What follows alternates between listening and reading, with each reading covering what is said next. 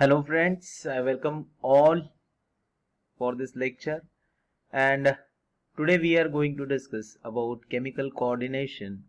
And after discussion on chemical coordination we will be talking about different glands. Basically we will be talking about endocrine glands. Students, we are studying homeostatic mechanism, homeostatic processes. In that nervous system we have discussed exhaustively actually, and in nervous coordination we discussed various mechanisms which exist and which helps to maintain homeostatic processes. That was typical discussion as far as our last lecture was concerned. Now today we are going to discuss about chemical coordination. We know body homeostasis is maintained by means of neural coordination and chemical coordination. Chemical coordination, it is strictly related to the hormones. Friends, today we will be discuss about the hormone actions, hormonal mechanism, and how hormones help in maintaining the homeostatic processes and homeostatic mechanisms. First of all, let us know about endocrinology. What exactly endocrinology is? Study of endocrine glands and hormones, its actions, that is strictly related to endocrinology. Endocrinology is a branch of science, is a branch of biology, is a branch of zoology which deals with the study of hormone action and hormone study actually. Endocrinology was first discussed by Sir Thomas Edison, and that's why he is called father of endocrinology. Father of endocrinology is Sir Thomas Edison. Now, what endocrine glands are? Endocrine glands which do not have any duct, which do not have any vehicle to carry the chemicals secreted by the glands. So that's why endocrine glands are called ductless glands. Endocrine glands can be classified into first one, discrete endocrine glands. Discrete endocrine glands, they are pure in nature. Examples: the master gland, pituitary gland, thyroid gland, etc. Then heterocrine glands. These hetero means different, itself word describes that these are mixed type of gland. These mix with exocrine glands also. Now endocrine and exocrine, these are the two words when we will be talking about glands. Endocrine glands, these are ductless glands, whereas exocrine glands, these are duct gland. That means exocrine gland will pour their secretion into the ducts, and these ducts will carry it to the target organ. Whereas endocrine glands, these are the glands which pour their secretion directly into the bloodstream, and these are carried to the target organs via blood. Example of these heterocrine glands are pancreas. Now third type of endocrine gland, these are the diffused endocrine gland. Now they don't have specific shape basically. Diffuse endocrine glands, they are scattered types of cells in the different organs. Just take example of Leydig cells of testes. These are scattered cells which are found in the testes. Luteal cells which are found in the ovary, and in placenta also there are certain cells which function as a endocrine glands. So these are the three basic classification of endocrine glands.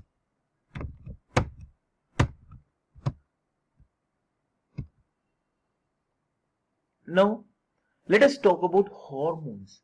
endocrine glands are responsible for the secretion of chemical substances, and these chemical substances are called hormones. Hormones also called as chemical messengers. Now, these chemical messengers are nothing but chemical substances which are secreted by endocrine glands. Let us talk about hormones. Hormones are the chemical substances. Again, these are secreted by endocrine gland, and this secretion pours directly into the bloodstream and reaches to the target organ via blood, and these chemical substances which are responsible for homeostatic mechanism called as hormones. Now, on the basis of nature of hormones, they are again divided into different types.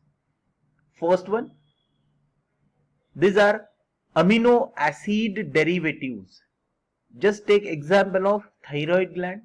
Thyroid gland, which is responsible for the secretion of thyroxine, T3, T4. So these are amino acid derivatives.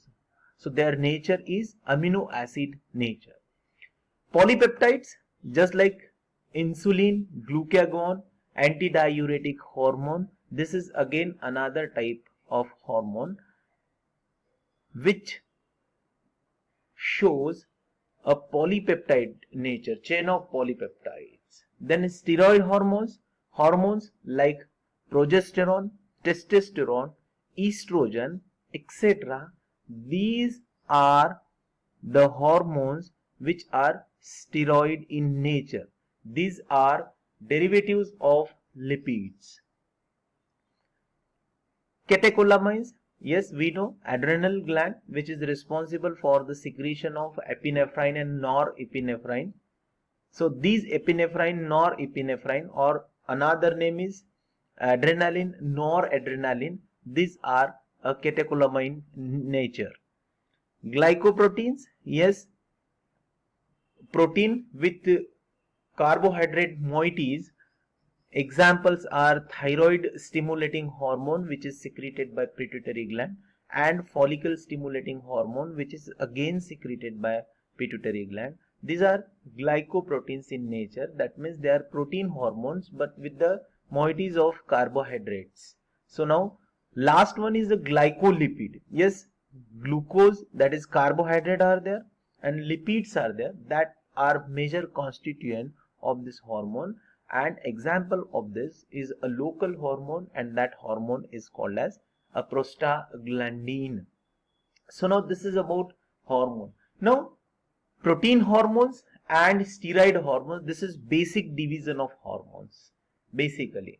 Now protein hormones, these hormones when they act on the target, for protein hormone receptors are present on the cell surface, whereas in case of steroid hormones the receptors are present inside the cell.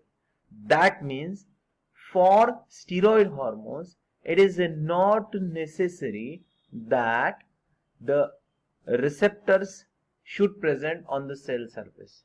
They have the capacity to penetrate the cell surface, because when it will activate cyclic AMP, at that time cyclic AMP activation is due to the receptors present in the cell cytoplasm. So that's why steroid hormones do not need any cell surface receptors. They can penetrate directly in the cell, whereas protein hormones, they show when they show its action, at that time they first of all interact with the cell surface receptor, then makes its entry inside, and then what activation takes place, activation of cyclic AMP, and then a mechanism of a formation of a specific protein. So this is nothing but hormones and their chemical nature basically. Now there are different glands whose function is very much mere and important for maintaining body balance or maintaining homeostatic mechanism. Basically, we will be discussing about number of glands. In that, we will be talking about pituitary gland, then thyroid gland, parathyroid gland, adrenal gland, islets of Langerhans, Leydig cells of testes, ovaries in the female, placenta, thymus gland, and pineal. So these are nothing but the different glands, but we will be discussing majorly on pituitary gland, thyroid gland, adrenal gland, parathyroid gland, islets of Langerhans. This will be discussion of our what topics. Now, first gland which we will be studying is nothing but a pituitary gland. So, this pituitary gland was called to be a master gland. But after studies, scientists came to know that this pituitary, it is all over controlled by a controlled machinery, and that machinery, that another gland, is a hypothalamus. Whatever regulatory mechanism of pituitary gland is, this regulation is all over maintained by the gland, and that gland is a hypothalamus. Pituitary gland is attached with hypothalamus. Hypothalamus gives command to the pituitary gland, and following command of hypothalamus, pituitary works, pituitary functions. A first gland we are going to study is the pituitary gland.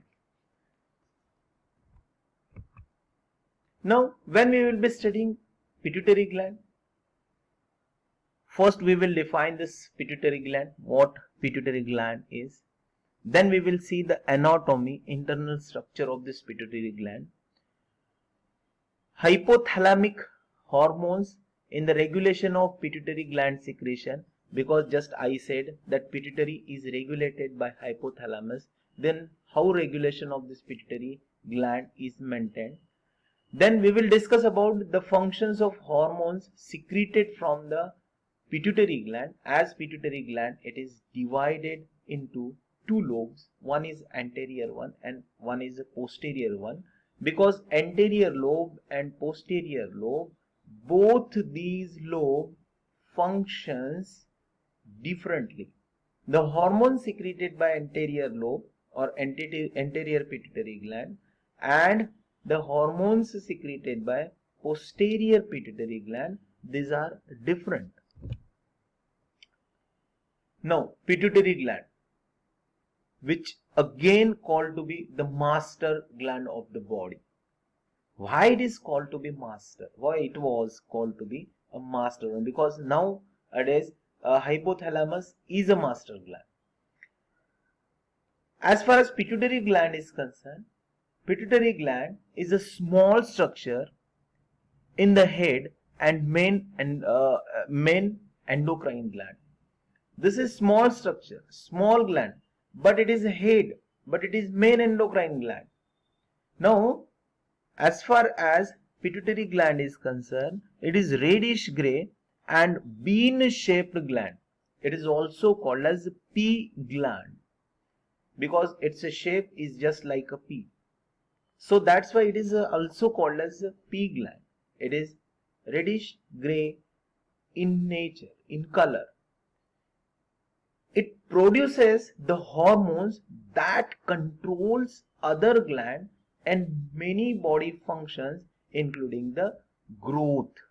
See why it is called to be master, because mainly growth of every organ, every part is very much important, and this growth, including growth of other endocrine glands, is all over maintained by a pituitary gland. So that's why it called to be a master one. Now let us see the anatomy of pituitary gland. For this anatomy, please watch part 2 of this lecture.